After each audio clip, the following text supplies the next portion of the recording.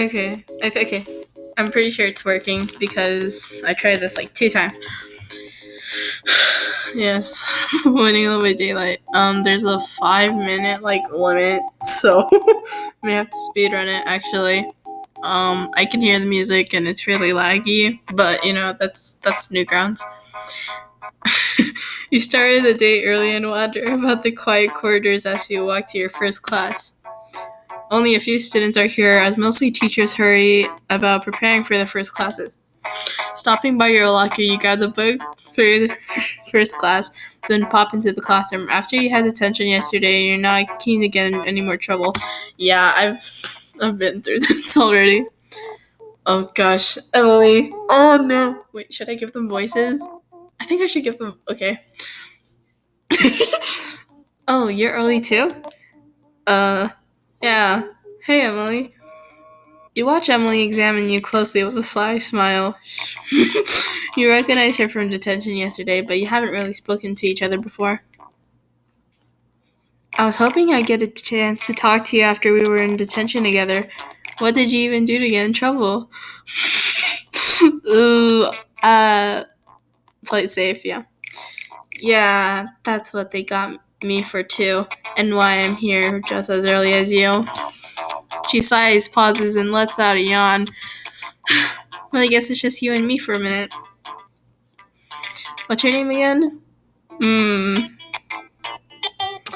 know. Oh yeah, Zuko, that's right. I'm so bad with names. Yeah, sure. The teacher walks in and starts erasing the last lesson's notes off of the board as the other students slowly trickle in. Later, Zuko. Yep, thank you. You're too tired to pay close attention to the class because you're up playing video games again. The bell rings and you wander out slowly, following everyone. You spot Emily stopped at a locker in the hallway talking to your friend Maya, who kept you up last night to grind for loot in the RPG you've been playing together, Castle Roxy's. I said it right for the first time. Maya pulls a silly face at you, and then they both walk to their next class. You grab your next book out of your locker and head back into the same classroom. Dude. Okay.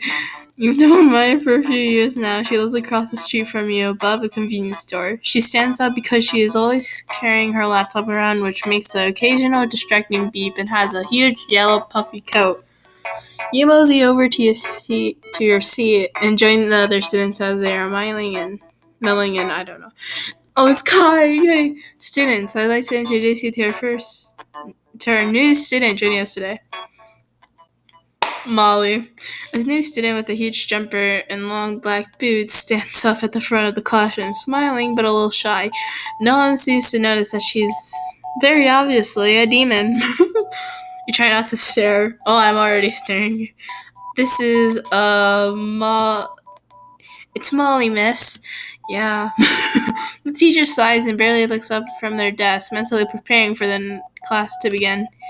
Sure thing. Take a seat, Molly, and maybe get that sunburn looked at, yes?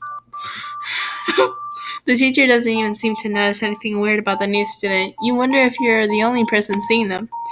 Class drags on with the teacher droning on about wacky things that happen in history.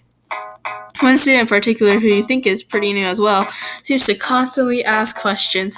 I wonder who could that be? Taking a glance over at Molly, you see that she's practically hiding under her hoodie and barely paying attention to the teacher. Same though. The bell rings and you follow everyone out into the hallway again to put your books back into your locker.